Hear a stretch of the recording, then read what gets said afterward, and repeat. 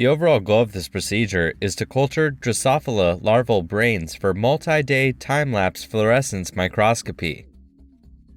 This method can help answer key questions in the field of Drosophila neurogenetics, such as gene expression changes that occur in specific neuronal populations.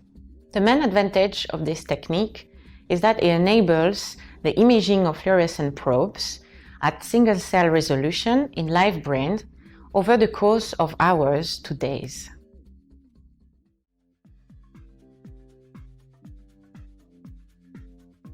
When preparing the reagents for this procedure, work under a culture hood. Both an aliquot of SAM medium and of thrombin must be thawed to begin. Set aside the thrombin. Take a 2.5 ml aliquot of SAM and put the remaining SAM on ice and set it aside. Then put penicillin streptomycin in the aliquoted SAM and keep it at room temperature. For long-term imaging experiments, prepare an imaging chamber. Apply autoclaved vacuum grease to the plastic regions around the well of a glass-bottom dish. Then sterilize the greased dish with UV light under the hood.